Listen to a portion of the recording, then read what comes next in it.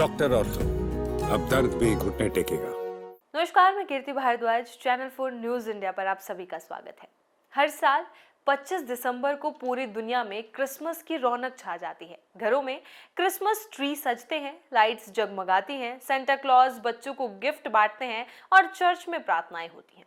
लेकिन एक सवाल अक्सर लोगों के मन में आता है, क्या यीशु मसीह का जन्म सच में 25 दिसंबर को हुआ था? अगर नहीं तो फिर इस दिन को क्रिसमस क्यों मनाया जाता है? आज हम इसी रहस्य को खोलेंगे। ऐतिहासिक तथ्यों, किंवदंतियों और विद्वानों की राय के साथ समझते हैं कि आखिर ये दिलचस्प कहानी क्या है। बाइबल में यीशु मसीह के जन्म की कहानी विस्तार से है, जैसे बैतलेहम में मैरी और जोसेफ के यहाँ एक अस्तबल में जन्म, चरवाहों और 3 विद्वानों का आना आदि। लेकिन आश्चर्य की बात यह है कि बाइबल में जन्म की कोई सटीक तारीख नहीं बताई गई है, ना महीना ना दिन। विद्वान मानते हैं कि यीशु का जन्म संभवतः 6 से 4 ईसा पूर्व के बीच हुआ था और मौसम के संकेतों, जैसे चरवाहे रात में भेड़ों के साथ मैदान में थे, इससे लगता है कि ये वसंत या गर्मियों का समय हो सकता है, ना कि सर्दियों का। दिसंबर में तो मध्य पूर्व में ठंड बहुत होती है, चरवाहे बाहर नहीं रहते, तो फिर 25 दिसंबर कैसे चुना गया? इसके पीछे सबसे लोकप्रिय थ्योरी ये है कि 25 दिसंबर का चुनाव रोमन साम्राज्य के पुराने पगान यानी कि गैर ईसाई उत्सवों से प्रभावित था। रोमन लोग दिसंबर में 2 बड़े त्योहार मनाते थे। सैटर्नेलिया 17 से 23 दिसंबर तक, ये कृषि देवता सैटर्न के सम्मान में था। इसमें दावतें, गिफ्ट्स का आदान प्रदान, नाच गाना और यहाँ तक कि गुलामों को मालिकों के साथ बराबरी का मौका मिलता था। बहुत मौज मस्ती वाला उत्सव।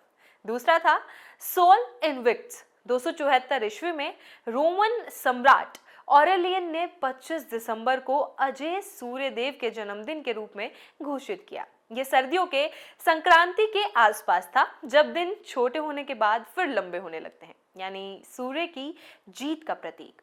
जब ईसाई धर्म रोमन साम्राज्य में फैला, खासकर 312 ईस्वी में सम्राट कॉन्स्टेंटाइन के ईसाई बनने के बाद, तो चर्च ने सोचा कि पुराने पगान उत्सवों को ईसाई रंग दे दिया जाए, इससे लोग आसानी से ईसाई बन सके।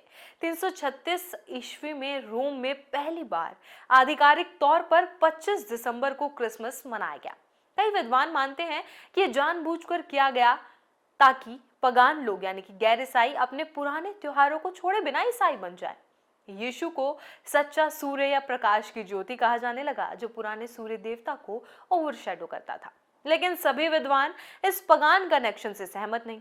कुछ का कहना है कि 25 दिसंबर की जड़ें पूरी तरह ईसाई परंपरा में है। 3री सदी के शुरुआती ईसाई लेखक हिप्पोलिटस ऑफ रोम यानी कि 204 ईस्वी के आसपास उन्होंने लिखा कि यीशु का जन्म 25 दिसंबर को हुआ। ये सोल इनविक्ट्स से 70 साल पहले की बात है। इसकी वजह एक पुरानी यहूदी ईसाई मान्यता है कि महान लोग अपनी जिंदगी की बड़ी घटनाएं एक ही तारीख पर पूरी करते हैं।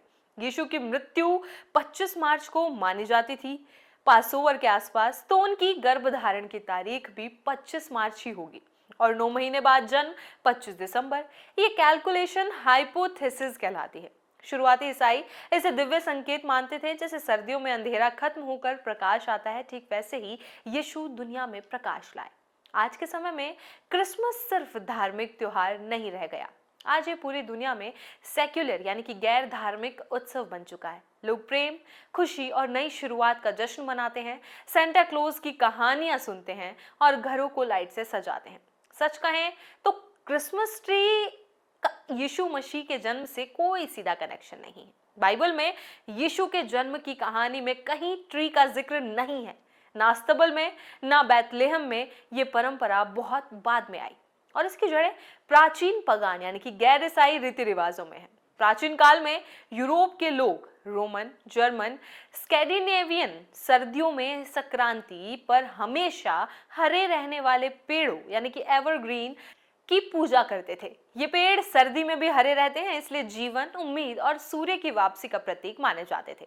रोमन सैटर्नेलिया में घरों को हरी टहनियों से सजाते थे और नॉर्स लोग यूल उत्सव में एवरग्रीन का इस्तेमाल करते थे।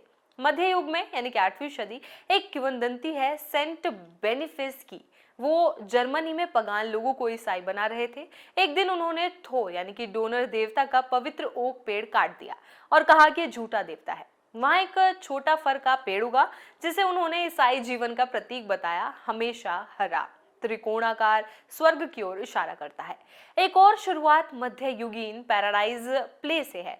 24 दिसंबर एडम ईव का दिन को नाटक में ईडन गार्डन दिखाने के लिए एवरग्रीन पेड़ पर सेब लटकाते थे। इसे पैराडाइज ट्री कहते हैं। बाद में ये क्रिसमस से जुड़ गया। 16वीं सदी में जर्मनी में क्रिसमस ट्री की आधुनिक परंपरा शुरू हुई। एक किंवदंती मार्टिन लूथर की है। वो जंगल में घूमते हुए तारों से जगमगाते पेड़ देखकर प्रभावित हुए और घर पर मोमबत्तियां लगाकर ट्री सजाया। 19वीं सदी में जर्मन प्रवासी और ब्रिटिश रॉयल फैमिली ने इसे पूरे यूरोप अमेरिका में फैलाया। अब ट्री पर लाइट्स यानी कि यीशु को दुनिया का प्रकाश मानकर स्टार, बैथलेहम का तारा यानी कि गिफ्ट्स और ऑर्नामेंट्स लगते हैं। बने रहिए चैनल 4 न्यूज़ इंडिया के साथ। डॉक्टर ऑर्थो, अब दर्द भी घुटने टेकेगा।